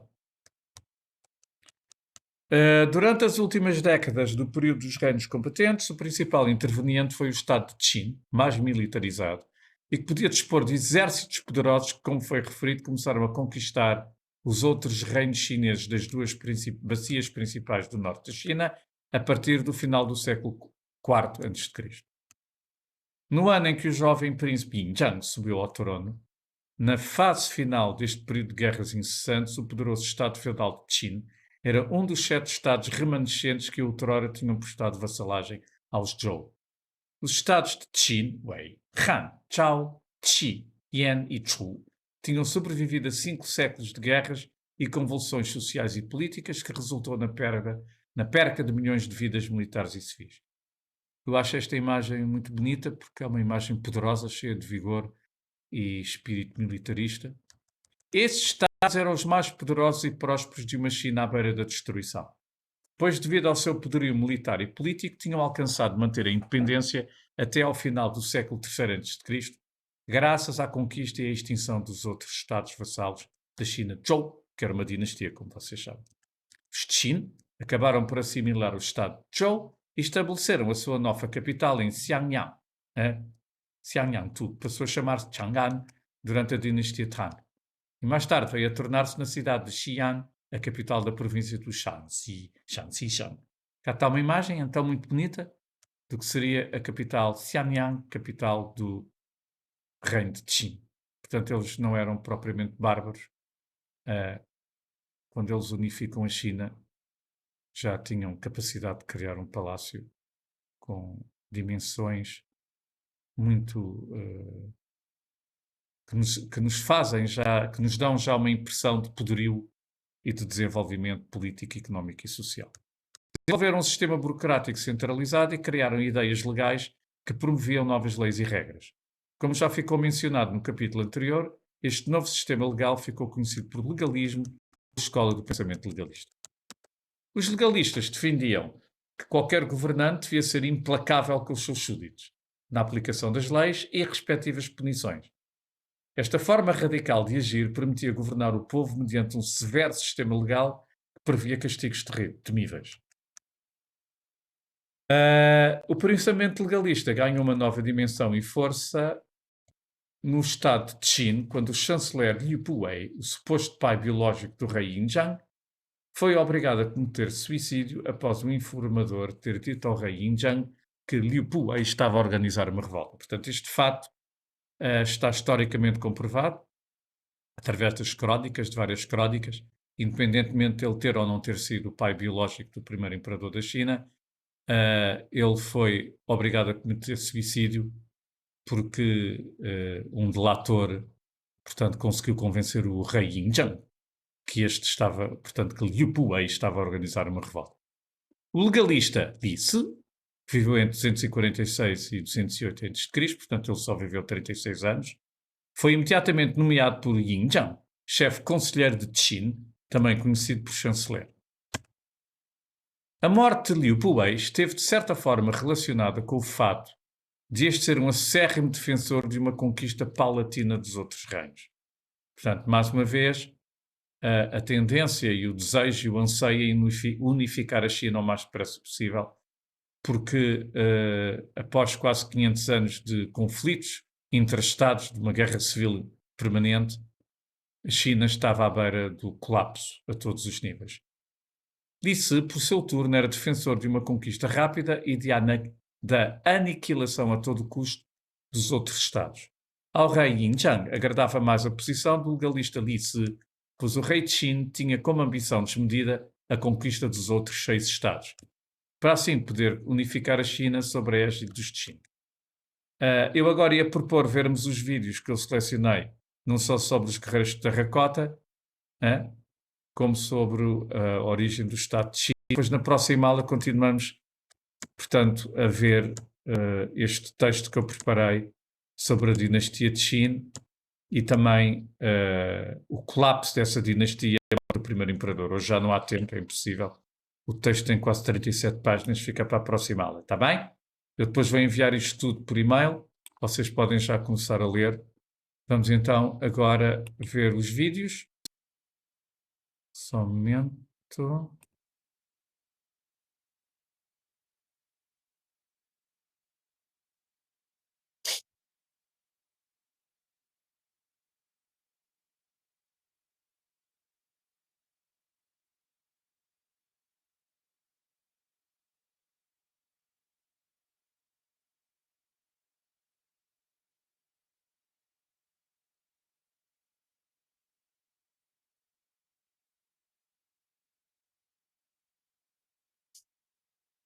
Isto vai demorar um bocado de tempo. Estou outra vez aqui com graves problemas na internet.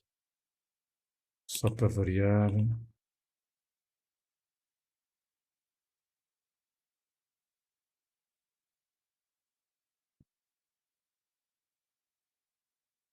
Ver aqui outra vez.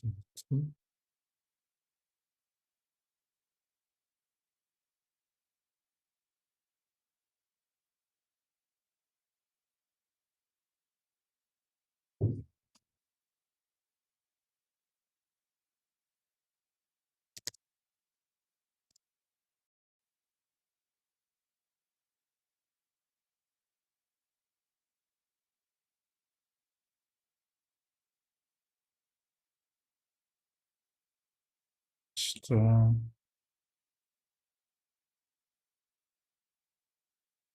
The items they took with them to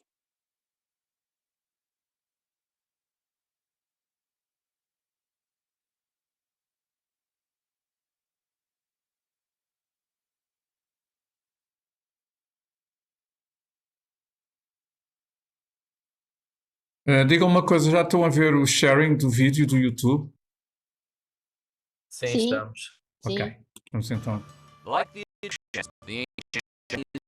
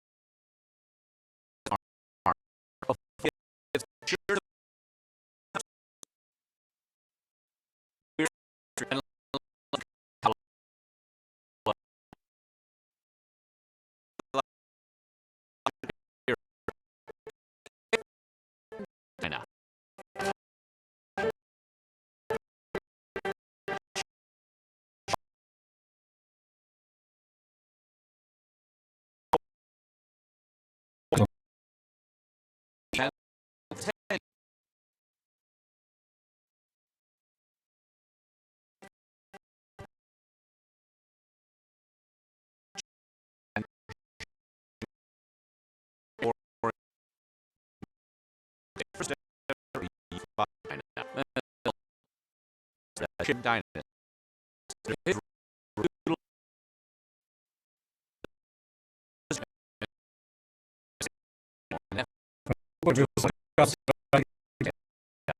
Está a fazer o download enquanto corre, está bem? the never ending A word. ver se não há mais interrupções. Pronto.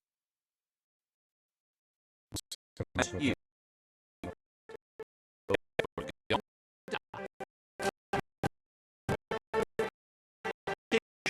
was born February.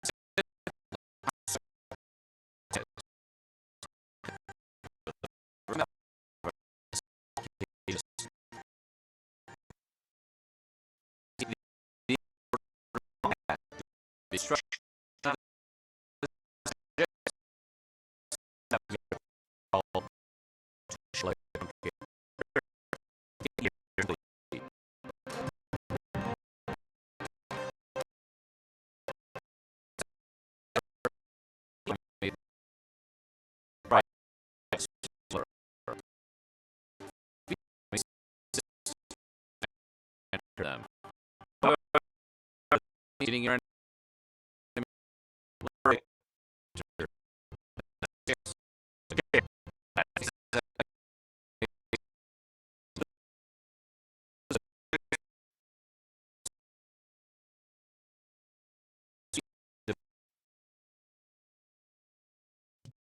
A principal razão, como vão constatar, porque ele ordenou ao tal general Mengtian a construção do mausoléu com milhares de soldados, foi porque, como ele tinha mandado matar e decapitar tantos soldados dos reinos inimigos, que ele tinha medo que na outra vida, no além, continuasse a ser perseguido pelos exércitos dos seus inimigos, portanto tinha que levar com ele o seu próprio exército. Ele era extremamente supersticioso, aliás, no fim, para a semana, quando acabarmos de ler a história sobre o primeiro imperador da China, vocês vão reparar que ele no fim da vida rodeou-se de alquimistas e bruxos e tudo aquilo que lhe pudesse prolongar a vida.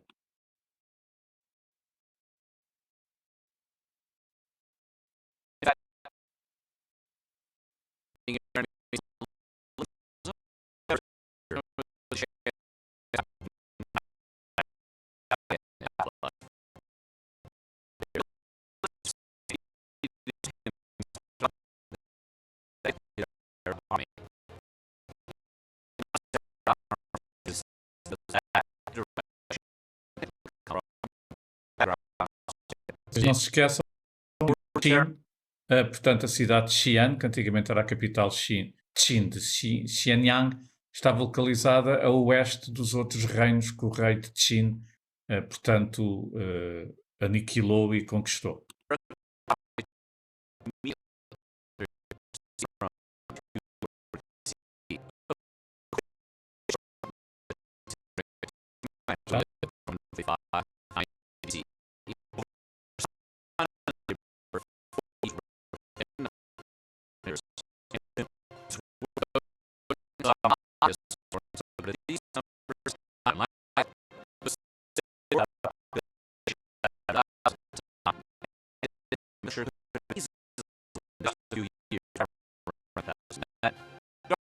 There were these walls and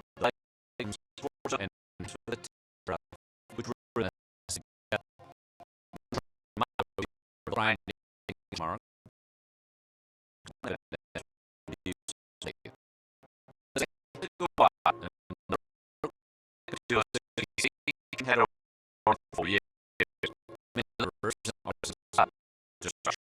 Some were possibly even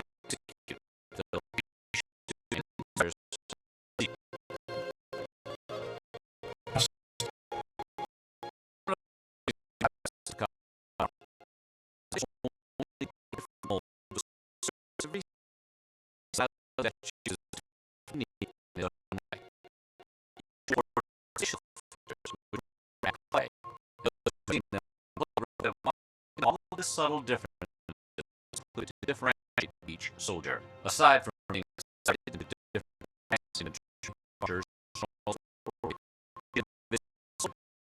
facial expressions,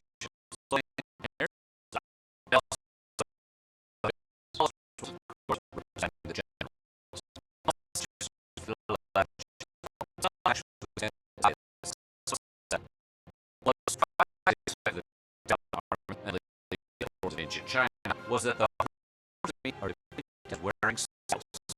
This is because it means that the saddle was invented by the time of the Qing dynasty, which is much older than was originally believed. In ancient China, war were extremely their costumes and places. The eyes open mouths. Suddenly, the horses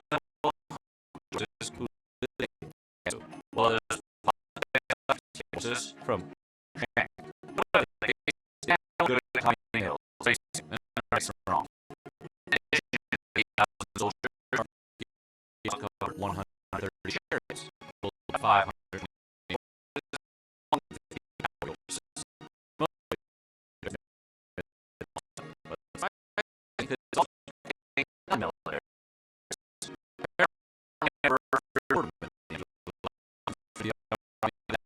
because he liked to with statues of entertainment such as bats,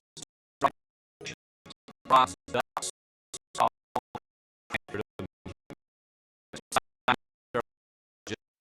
understood me that ever hoped to be surrounded with solar and the antelope.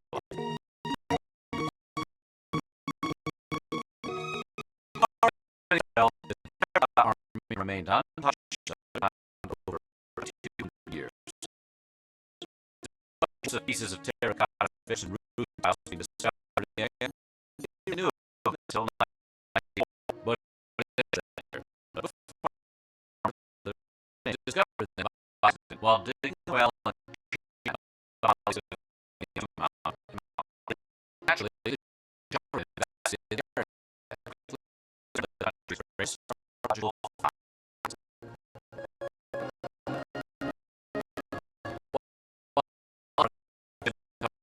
thousand weapons, including crossbows, years.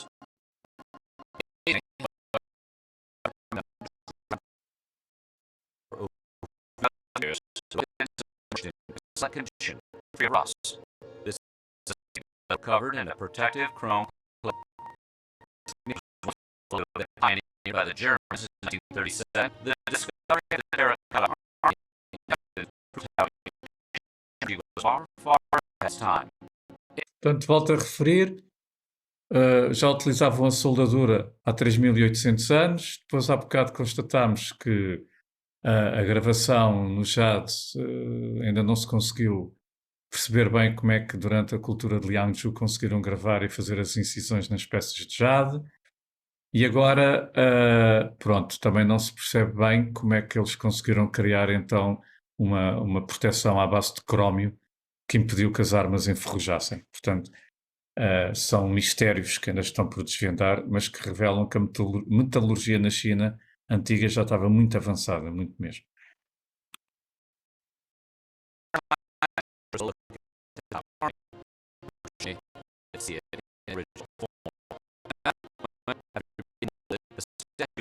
Vibrantly colored paint from various materials.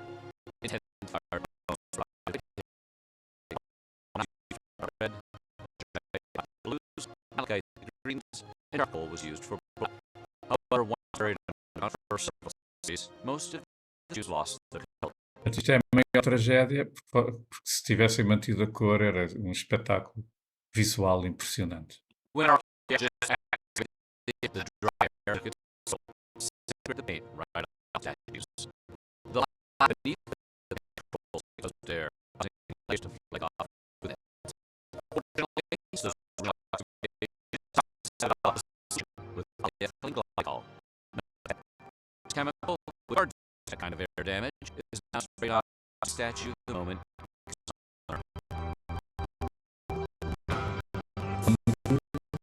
Today we know that Mercury is one of the world's most toxic gases. The Chinese consider it to be the lesser of life. In fact, Emperor Qin, his quest to live forever, ingested it regularly. Not only did this not help him, it very likely contributed to his death. The Emperor's belief in Mercury was his rivers of metal. Chinese historian C. Machine claimed that 100 flowing rivers were created in the tomb of Mercury. This is no there's on this spot, and soil the tomb. Even though the Terra army was discovered over 40 years ago, only about 1% of the Emperor's tomb has been excavated. At first, archaeologists carried an excavation with the Emperor's corpse and artifacts in the tomb. So today is safe. The first period of excavation, they can't all.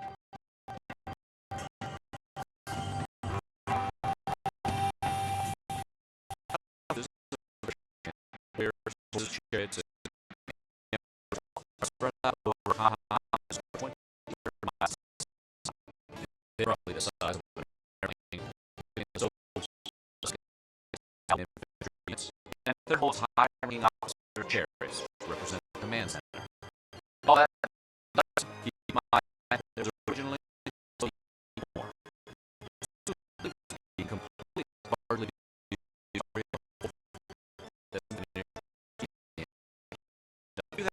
2018.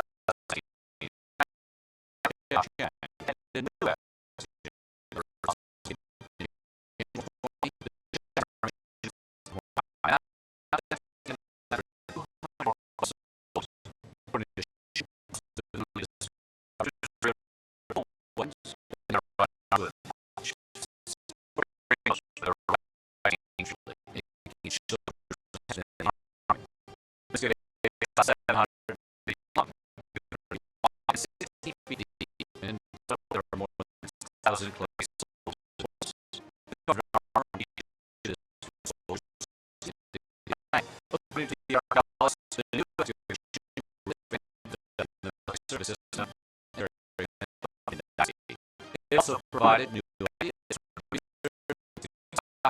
research and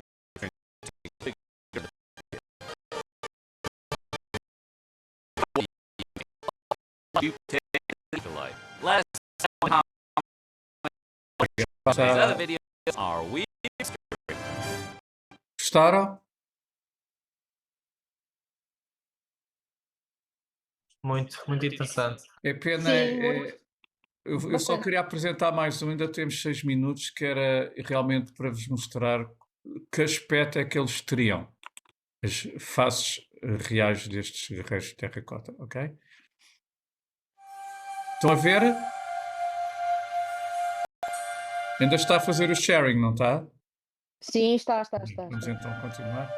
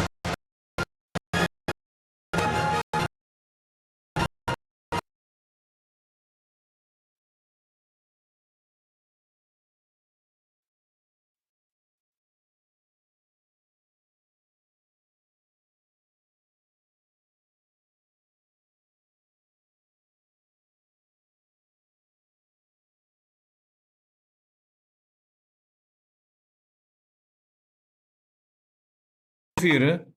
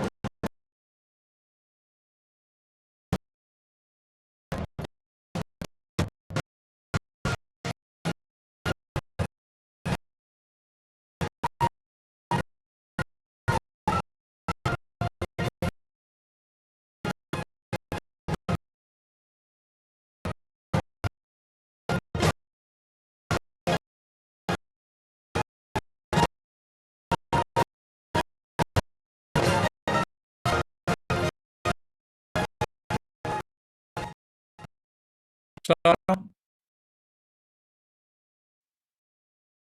True powerful machine now is just chatting to an AI assistant. Remember when I started my career? Predictive É analytics. que isto tem... Desculpem lá.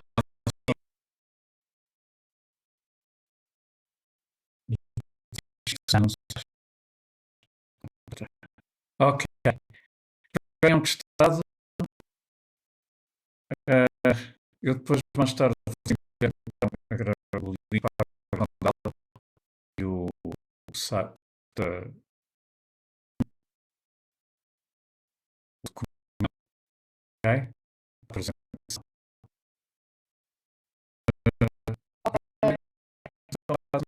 Tá bom? Tenham uma boa semana Obrigada, igual. e nada, a todos. Até para Bom descanso. a Para a semana. semana. Bye bye. Sei que Semana. Só uma pergunta. Diga, Miguel. Eu assisti às aulas. Claro. É que eu pedi a coisa à minha amiga, a coisa a Soraya, Sim, e ela deu-me o link sim, sim. e o ID para assistir às Acho muito suas aulas. bem. Bem-vindo. Acho muito bem. Acho Ah, por acaso, tiraram coisas como nas aulas e tenho apontado tudo aqui. E depois vou vendo os vídeos que ainda o senhor bem. mandou. Espero que goste. Sim, não, eu por acaso eu já não. Eu andei numa escola de mandarim Sim, sim. em Lisboa e então já não sei assim muitas coisas. Então, Tá bom. Olha, qualquer dúvida que tenha, já sabe, pode-me enviar um e-mail ou uma mensagem para o grupo do WhatsApp, peça à Soraya, depois pode colocar no grupo, está está bem? bem, estou.